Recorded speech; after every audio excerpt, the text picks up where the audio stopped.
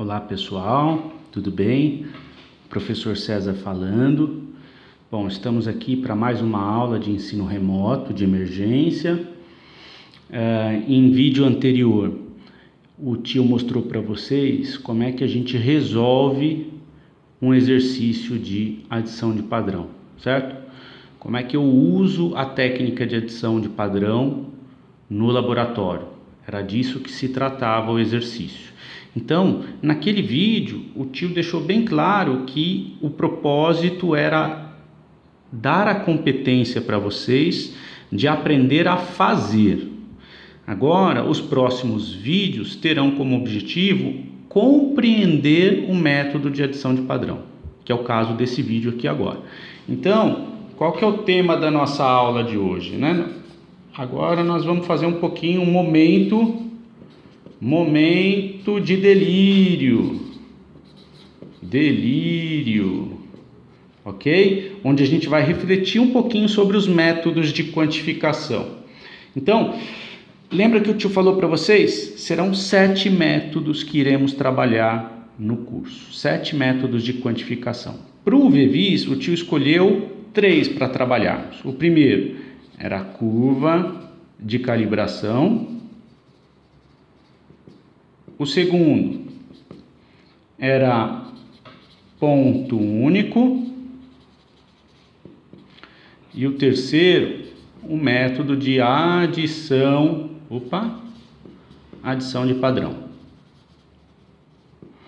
Muito bem. O que a gente vai ver no vídeo de hoje, né? Nós vamos ver, primeiro, o que consiste o método da curva de calibração e o que consiste o método de adição de padrão. Vamos rever isso, né? Para comparar, justamente para você entender quais são as diferenças. E aí, num segundo momento, nós vamos fazer uma reflexão para saber quando eu uso cada um deles. Quando que eu uso o método de curva de calibração? Quando que eu uso o método de adição de padrão? Então, o objetivo do nosso vídeo hoje é tentar fazer com que vocês compreendam um pouquinho mais, tenham um pouquinho mais de entendimento sobre o método da adição de padrão. Ok? Muito bem. Então, vamos lá. Vamos relembrar rapidamente o que consiste a curva de calibração e o método de adição de padrão. Vamos lá. Então vamos lá. No que consiste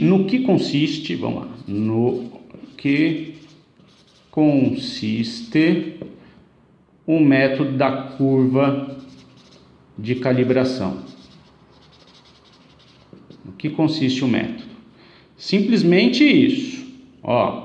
Vamos lá. Eu preparo vários padrões, passo eles no equipamento e o equipamento vai me dar um sinal analítico, que no caso é a absorbância, em função da concentração. Então eu passo padrão 1, padrão 2, o branco, né? Padrão 3, padrão 4, peço para o Excel me dar a curva de calibração, né? A minha reta média, com a ferramenta do método dos mínimos quadrados.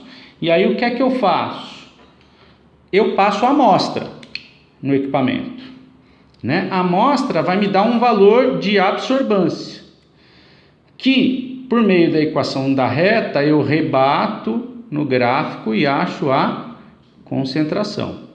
Essa é a técnica de curva de calibração que a gente viu de uma maneira bem consistente lá na sala de aula. Ok. No que consiste o método da curva de calibração? É bem parecido o método, mas não é igual. Eu também, no caso, vou comparar o sinal analítico que está nesse eixo em função da concentração que está nesse eixo. Para a nossa técnica de UV-Vis, o sinal analítico é absorbância, ok? Só que aí, eu não sei se vocês vão lembrar, mas na resolução do exercício 13, né, eu contamino cada padrão com uma quantidade de amostra. Então, o padrão 1, que era para ter o padrão 1 não, o branco, que era para ter concentração 0, né? Na verdade tem um sinal. Esse sinal vem da onde? Vem da amostra, né? Então eu também construo uma curva de calibração, né? Olha lá, com vários pontos, balão 1, balão 2, balão 3, balão 4, balão 5, que nós trabalhamos com 5 balões volumétricos no exercício, né? E aí o que é que eu faço? Eu peço para o Excel me dar a curva média e eu faço o quê? Eu prolongo essa reta no eixo X aqui, certo? E aonde bater, me dá a concentração da amostra em módulo. Tá negativo aqui, me dá a concentração da amostra em módulo. Então é o seguinte, gente, eu não vou explicar nesse vídeo agora por que essa concentração em módulo é a concentração da amostra. Isso vai ficar para um vídeo posterior, né? A ideia agora é refletir a respeito de quando que eu uso esse método e quando que eu uso esse método, né? Então, segredinho do tio. Quando que eu uso o método da curva de calibração, que é muito mais simples? Quando a matriz é bem comportada. Quando que eu uso o método de adição de padrão? Quando a matriz tem mau comportamento, ou seja, é danadinho. Professor, quando que eu sei que a matriz é bem comportada e quando que eu sei que a matriz é mal comportada? Bom, tá aí a pergunta de R$1 milhão. Então vamos lá, vamos tentar responder essa pergunta simples. Então olha lá. Olha lá. Então, no momento que eu estou fazendo, por exemplo, a validação da análise, né, eu posso comparar os dois métodos. Então, eu posso fazer o método da curva de calibração e posso fazer o método da adição de padrão. Então, vamos plotar num gráfico esses dois métodos. Então, tá aqui, ó, sinal analítico no eixo Y, que eu vou chamar de absorbância no caso, em função da concentração. Muito bem, vamos fazer então o método de curva de calibração. Então eu passo lá o branco, eu passo o padrão 1, padrão 2, padrão 3, padrão 4 e peço para o Excel me dar a reta média. Opa, deu. Certo? E aí eu pego a amostra, rebato aqui e acho a concentração. Muito bem. Quando eu for fazer a mesma metodologia, só que para adição de padrão, né, com a mesma amostra, o que é que eu faço? Né? Eu passo lá o balãozinho sem padrão, que vai me dar uma leitura, mas vai estar com a amostra, portanto vai me dar um valor de absorbância. Aí eu passo o